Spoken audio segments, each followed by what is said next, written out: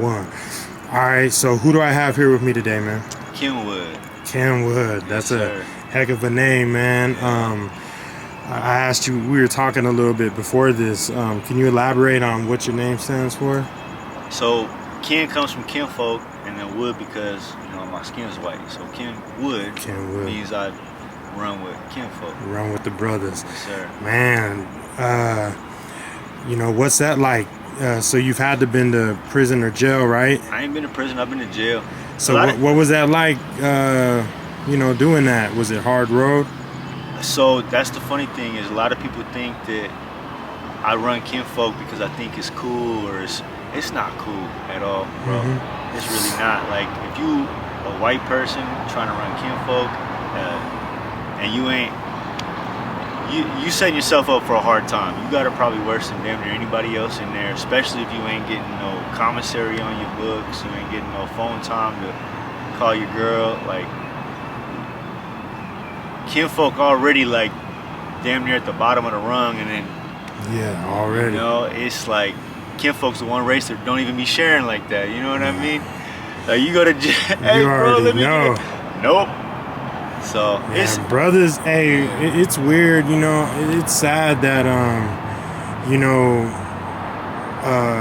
our race. Brothers in jail and in prison, they don't share too much. Prison a little bit. They do. They will a lot more. But in jail, it's just it's free for all. Every man for himself. Yeah, it's like a free for all. For when it comes to food and stuff like that, like it's, of course any drama goes down. As long as you ain't out of pocket, they got you. Yeah. Ain't no shit gonna happen. Yeah, but I mean it has to be hard because do the white guys have any problem with you? So what's funny about that is that when I hit any new unit, any new pod, whatever, the first day, the first week, all the white people are looking at me funny. But at the end of the day, it's normally gladiator school for me, being white, running Kinfolk. But I'm normally fighting like Kinfolk. Yeah. I gotta prove myself to Kinfolk more than I gotta prove myself to anybody else. Everybody else, like once they get used to it, they over it. Yeah. Kinfolk, every time I hit a new pod, they're like, "Who's this white boy?" No, we gotta test his heart every time. Yeah, they're gonna do that, bro. It's sad. I mean, they should be. In my eyes, I would think they would be happy, that we got another person on our side, because there'd be like, it usually be short, and everybody's against us anyway. Yeah. If something happens, it's white boys, Mexicans, and everybody versus the blacks. Sometimes the Pisces are sometimes, but very seldomly. A lot of the Kinfolk do be like, oh hell yeah, we'll take him, right? But there's always one that's like, and he's always at the top. Like, hey, we gotta test him. Yeah. So it is what it is. Yeah, that's though. weird. But like they just want to make sure, I guess, that you are official. Right. Can't have no one on there that are rocking with us. It's just weak. I mean, even I be looking at other white people weird when they come trying to be like me. What I mean? I'm like, bro, you have a hard road, fam. Yeah, well, that's cool. That's a cool little background story. All right, man, I gotta ask you, man, how old are you, and what's your current living status or situation? 34. I'm homeless. My mom rents a couch at a trap house out in Mesa. No plumbing, no running water. We got lights, thankfully, and an AC, but I sleep in the carport you know what I mean, so thankfully I at least got like like 3 walls and a roof.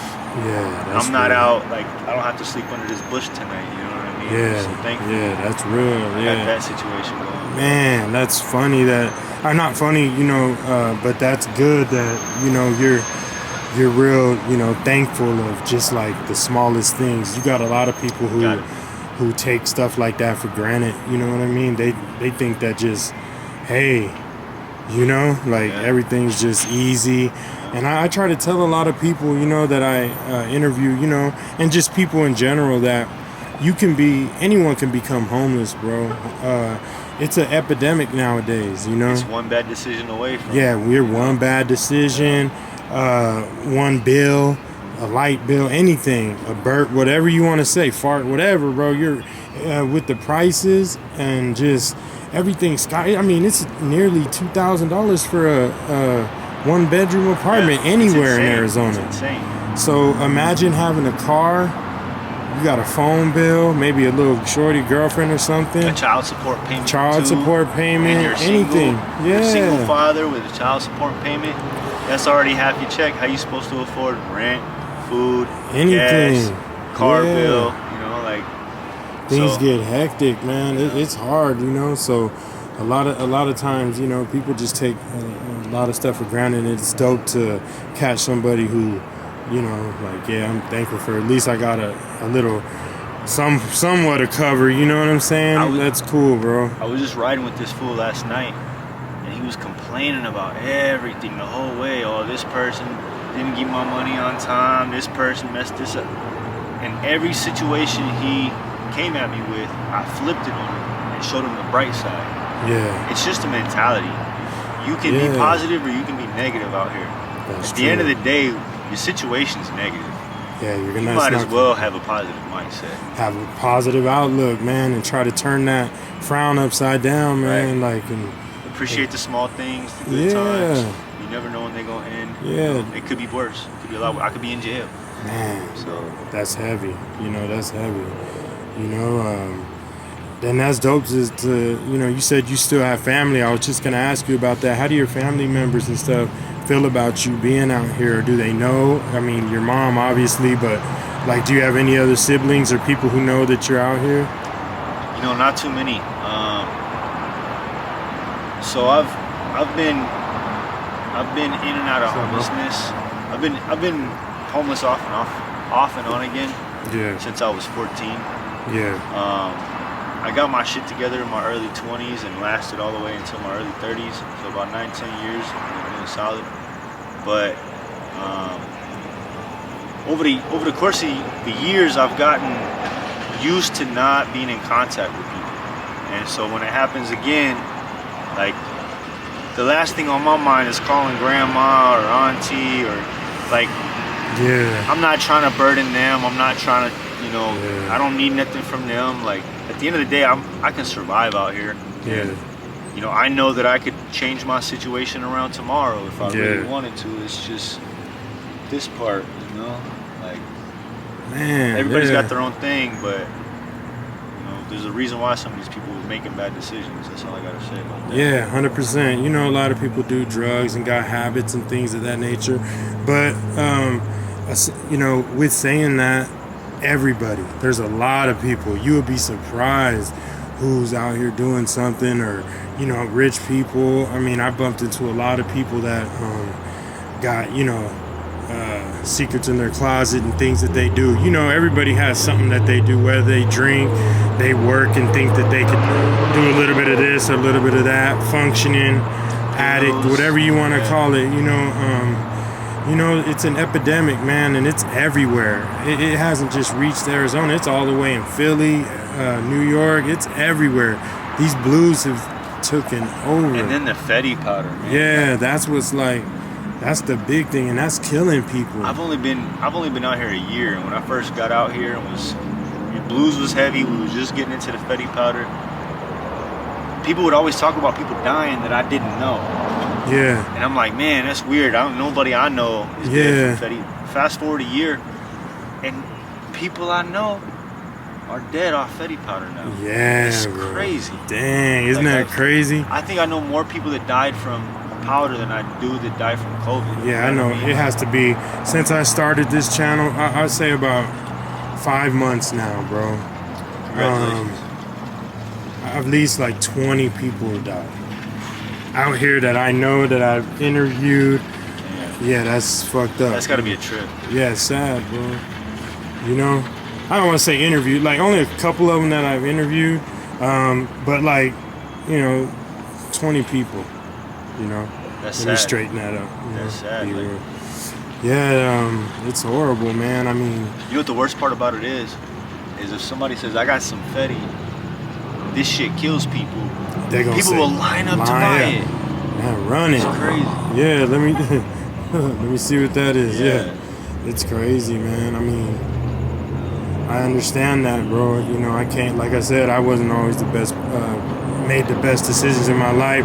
I just straightened up, you know, along the way. It's been about 15, 20 years now that I've been on the straight road, but back in the day, you know, I know what it was like. I know. So I was on my situation too, and it wasn't a good one, you know, but I was able to work my way out of it, and I believe anybody can do it, you know. You definitely can, man. I know I can. Yeah, you know what I'm saying? I actually like already have the master plan in my head. Like and when I plan something out, it goes, you know, it works for me. Yeah. The hard part is pulling the trigger on that plan, you know, like. Yeah, always. As bad as it is out here, there's some level of comfort in being out here, you know. Yeah, isn't that weird? You know, because it seems it's a lot easier. Like if you think about it, it's really not like the man's. I mean, it's a man's game as far as like, you know, it's it's doggy dog out here. Yeah. But it's not like you ain't got responsibilities like taking care of your kid, taking your son to school every morning, or daughter to school every morning. That was a gift. That's not a responsibility. Yeah, I agree with you. It's something you do have to do. You should do. Yeah, but, that's cool. I agree with you there. Let me say that. Yeah. Like as far as taking care of my kid, that was one thing that I, you know, if there's one thing I did right in my life, it was raise my daughter. Man, that's awesome to hear. I raised her till she was 6, and I'm telling you, boy. Same here, man. She shares. She's kind. She's generous. Just a good moral compass, right? Yeah. Yeah, that's all I want, man, for my children, man. Just to have a good moral compass and to be good human beings, you know. And the bond. There's no bond like a bond with your child. Like no girl has ever looked at me with as much love as my daughter. That's dope, bro. That's dope. How do you feel about how people treat you out here? Like the common people just out here, everyday people. I'll be honest, man, being as I've only been out here for a year, and to say something else, you know, my mother has a little bit of pull in the streets. It's crazy. Yeah. She tries to keep me away from the streets. I'm already out here. Yeah. But what she does, she closes doors for me. Like, oh, I don't want you to go over there. Well, I'm gonna go anyways, Mom. Oh, you think so? She'll make a call and that door will be closed to me. They ain't fucking with me no more, you know? Yeah, that's weird. Like, it's fucked up. And she... Yeah. So that being said, being as I've only been out here for a year, and you know, I grew up in Las Vegas, and I decoded that shit. That it's too easy out there. Yeah, what was it like out there, man? Elaborate, you know? So, what was it like? I was on the strip making money at 17, man. Yeah. I think I was living the easiest life I've ever had. My late teens, early 20s, hustling on the strip. Yeah. I would make a couple $100 a night, trick it all off on gambling, alcohol, take some girls home, go party. 28 days out the month, and then sit down for 2 days and make sure I made rent money and re-up money, and then do it again for 28 like days. That. Double up, yeah. Yeah, and just I partied my ass off in my early 20s. That's actually like, I used to be a dog in my early 20s. Today I'm like a faithful, loyal dude. Like even in the streets, like I'm not running around on any girl I'm messing with, because that was the younger me, and that's like burnt out of my system. I did that so much, it's not even fun. You tend to grow up, you know. Once you get past your 30s, you just like, man, I'm over all that. Right. You know, that stuff is weak mentality. You know what I'm saying? You just feel like, man, you know, I think you know, you could do better, and you know what it's like already to have your choice of situations and things like that. So you just kind of just, you know, it just kind of dissipates as you get older and, you know, grow, you know, older in your mentality and stuff, you know, through trial and tribulations and things like that. So you get past that, and that's dope, man. Like, I'm way past that. I'm like I told you, I'm a nerd now, man. I play video games and stuff with my son. I'm an undercover nerd myself. Yeah, we do. Don't know it. You know, my boy's a jiu-jitsu. Hopefully he's gonna be a champion and stuff like that. So, you know, I train too, mess with him, and it's fun. You know, I do the boxing and stuff. He likes the jiu-jitsu and stuff, so it's awesome. Vegas though, I have mad love in Vegas. If I went out there now, I probably wouldn't know nobody because it changes so much. Oh, like the grid changes. Isn't that crazy how fast? But I was out there so much in my heyday that, you know, I couldn't hit the strip and not immediately start running in and shaking hands with everybody all the way up and down the strip. Getting calls, running here, running there, all the way up and down the strip. I knew the strip like the back of my hand. There were times where we got over on people. And so, like, if we had to, you know, if there was somebody we didn't want to see, we didn't have to leave the strip for the weekend. We'll just go to a different corner and, like, you know what I mean? Yeah. You never have to worry about seeing them again. You're dealing with tourists. They're going to go home in 2 days, you know? Yeah, that's funny. It's fast money out there. Out here, on the other hand, like, I don't have that same reputation. I didn't bring that clout with me, so to speak, you know? Yeah. So being with my mom running interference and people not knowing me and me not having been shown the ropes because my mom won't allow that, it sounds crazy. It sounds crazy, but I can't. It's true. And so with that said, people keep me at arm's length. It's kind of fucked up. It's annoying. Like spoon feed you? Yeah. Well, not spoon feed me. I mean, like, it's hard for me to get, you know, make friends and get people to fuck with me. Just because I'm an unknown to these people. I understand. No new friends. Yeah, you know well, hell yeah, no new friends, because you know everybody's always somebody who's some, and you know that's at least what they think. Right. But what made you become displaced? Like, how did that all happen? And you left from Vegas to here. So I spent 10 years in Utah. Oh, After Vegas, I went to Utah. That's where I have my 2 daughters. Okay. It was a custody battle, really. And then you just decided to change lanes, shift gears? Or? Well, no. What it was is that me and the mother of my child couldn't get along for nothing. And so she ended up taking me to court. Thing is, I had 3 years. I did everything I could to be in my child's life, and I had 3 years worth of proof of text messages, everything. Yeah. Pictures, videos with me and my daughter, like, to prove we got a bond. She knows me. She, you know. 3 years of text messages of the mother of my child, like, using any reason to kill my time, to take away my time with my daughter, and me constantly, consistently just trying to be there, trying to, you know. And when the custody battle finally happened, I was gonna, like, get what I had asked for, you know. I asked for joint custody. She was asking for sole custody. I was gonna get joint custody, and I was gonna get a decent amount. I did get a decent amount of it, but towards the end, she made up some false allegations, and DCFS got involved. I got past that, right? Like, I got past that part. Finally came back to the custody battle. I got my time. I was awarded my time. But the after effect of those allegations, like, I was in a small town. Everybody knows everybody. Not only that, but my first baby mama, the one making the accusations, her older sister was best friends with my new baby mama's older sister, you know?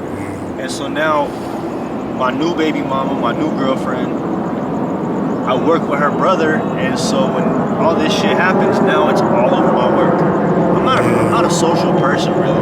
I'll introduce myself when I have to, but if there's not a reason to be social, I keep to myself. Smart move. So I didn't have too many friends out there to begin with. When these allegations came out, my friend count went to 0. Yes. And I was so fucked up in the head that I just didn't care about making any new friends. It got to a point where I was so depressed, I just couldn't get up out of bed in the morning to go to work. Man, I'm sorry to hear that, man. That's another big thing that comes along with being out here, depressed, people, you know, having problems, just SSI, a lot of things, man. It's sad, man. And then these rules that they have, you know, no urban camping and locking people up for being homeless is just 90 days for having a camp because you ain't got a home. Man. Yeah. But minimum wage is $15 an hour. However, the one-bedroom apartment costs $1,500 if you're lucky. In the worst part of town. Yeah, you know true. what I mean?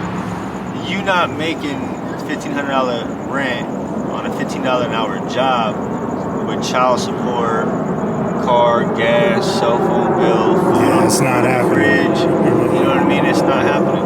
But I'll be honest, like I was more depressed at the end of me working and me having an apartment and all that. Like when I ended up coming out to Arizona, it was because I was wasting my life away. Yeah. I wasn't no good to my daughter. I just, ultimately being out here, even in the streets, it's almost brought my personality back. It's almost allowed me to get back to being myself to the point where I'm almost healed. I'm almost ready to jump up out this situation, honestly. Yeah, I got like I said, I got a number you can call, man, and if you're serious, he'll help you. He'll help you get into like a place, and you can, you know, a rehab or something, whatever you know, and you know, help you. He can help you do that, and you know. Yeah, I'm scheduled to get picked up by a rehab tomorrow, actually. That's what you were saying. That's. Man, shout out to you, man. Hey, if we're being honest, because I'm nothing if not honest with myself at the very least, right? Who am I fooling? I'm talking to me. Yeah. But I'm only doing it for probation, to be honest with you. Yeah. That's like the first time I was out in the streets and been off drugs and everything, I immediately was making my plan to exit and get off drugs as soon as I got home. But this time around, it's almost like medicine. When I don't have drugs or whatever in my system, I don't have motivation to get up out of bed, to go to work. That's why I got hooked back on drugs originally, is because I was depressed, and the drugs helped me.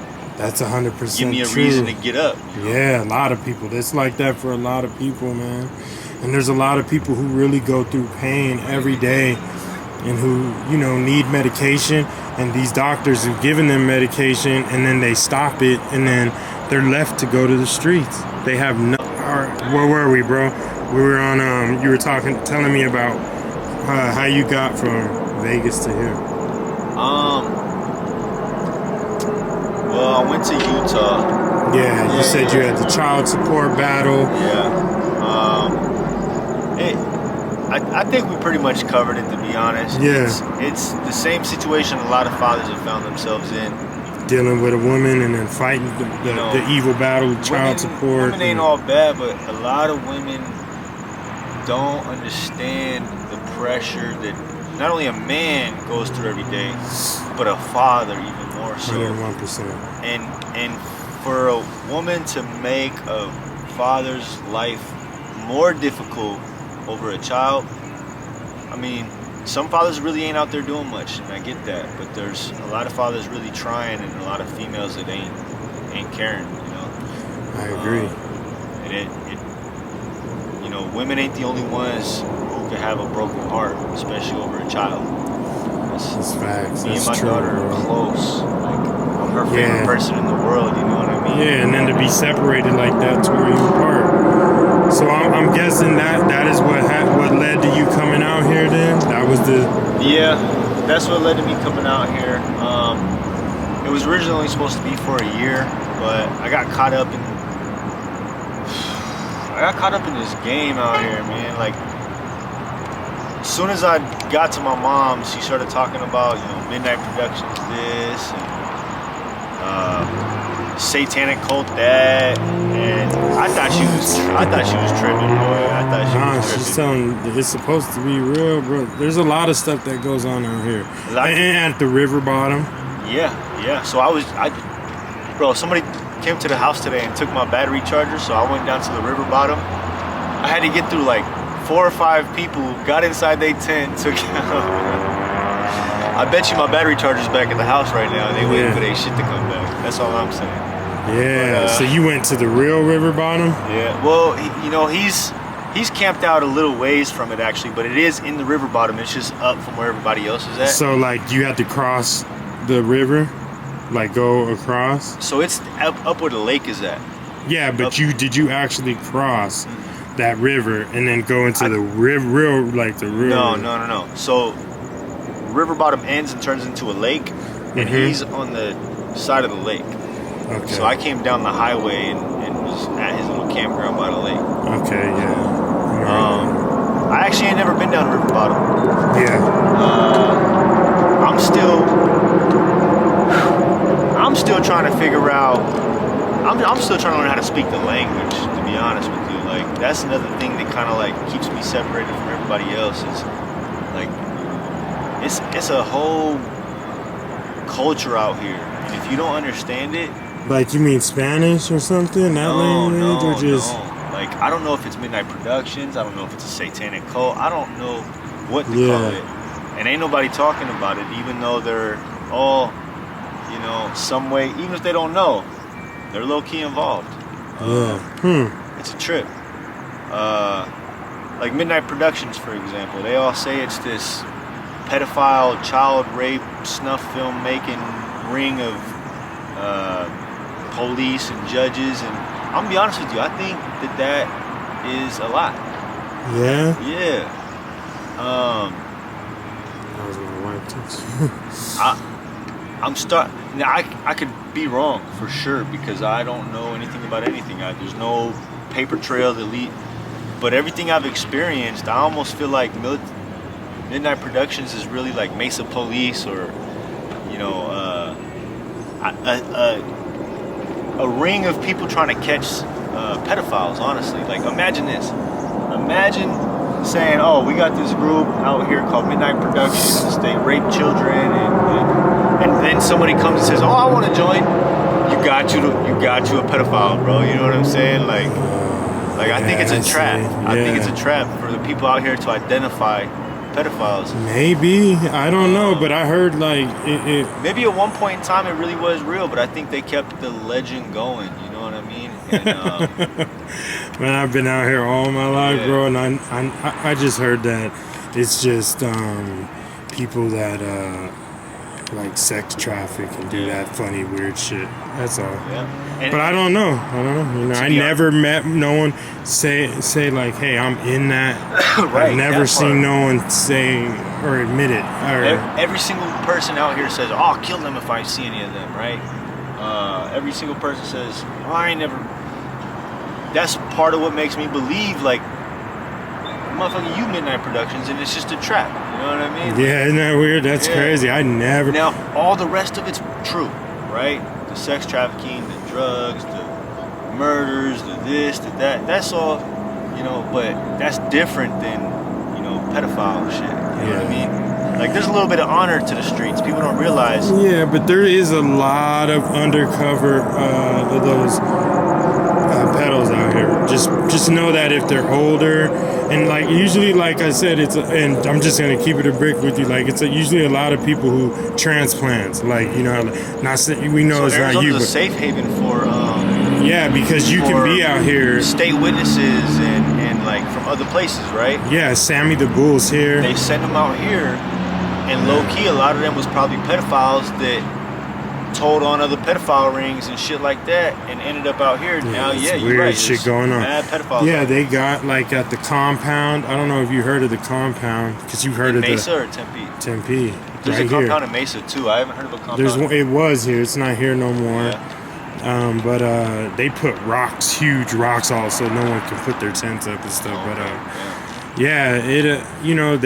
They finally went. It's weird. It's so weird. This is like a triplex area because, Scottsdale, Tempe, and then where the compound is, what used to be right down the street was just only Moscow, or so MCSO could go there, and that's like the sheriffs. Yeah. So that was weird, and and it was just a little area. I couldn't believe like that. Yeah, I don't know. It's good for people like me that are out here, like that type, because I'm in the same situation in Mesa, right? So I live in La Victoria territory. I'm not from the Vic. Which somebody set me up, bro. I had a homie, I was like, yo, what am I supposed to tell them? Where am I from? They're like, tell them you from the Vic. I get over there, I tell them I'm from the Vic. They're like, no, you're not, we can tell. Don't you claim that. You gotta be jumped in. I'm like, I didn't know it was a gang, bro. Yeah, you know, like, yeah. But I live in La Victoria area, and it's the same thing. It's Tempe, Mesa, and Scottsdale's like a mile off. Yeah. So it's like a triangle where you could just hop, skip, and jump from one city to the next. Yeah. So you know, it's beneficial. well, yeah, man. This has been a great interview. I got one last question for you, bro. You killed it, man. Thank you so much, man. Thank you. So in the next 5 years, I ask everybody this: if you could see yourself thinking out in the next 5 years, where and what will you be doing, man? So, my master plan to take over the world is to hurry up and get a bunch of money in the streets, and then start a business and turn it into a legitimate business. Not only do I want to do that, but I want to help other people do that too. Man, that's dope. Like That's I could cool. create an umbrella company, right? And start helping people set up companies under this company, and like every family member or relative that's in the streets or good homie, like we all got our own business going for us. Where we able so to, just start a whole Yeah. branch of companies for people that you know and need, there's so many need things help. that'll work, you know what I mean? Like smoke shop, mobile locksmith, construction company, laundromat, vending sir. machines, like You so got the many right different mindset, bro. opportunities. Yeah, I've always been business minded. Yeah, heck yeah, bro. You know, what's the word? Business Action is orientated. Yeah, business orientated. It's just I'm not very. I don't have all the creative ideas. You know what I mean? I'm better like Behind the scenes, just making you know, something good work better. You know? Yeah, that's tight. Yeah, that's good, bro. And there it is, man. Thank you so much, bro. Thank you. Man, I hopefully next time I see you, bro, it'll be in a hand up type situation. You'll be doing better than you are today. I always tell everybody that. And hopefully we can get an update on your success and your path, and we can just keep this going, man. Like you said, you're open to letting me interview your mom. That'd be a blessing, man. I'd like to do that. She's got a lot more, stories knowledge out here, a lot more stories. But I would love to do that, man. Yeah. Thank KenWood, you, bro. Remember the name. Yeah, KenWood, man. Thank you so much, bro. Thank you.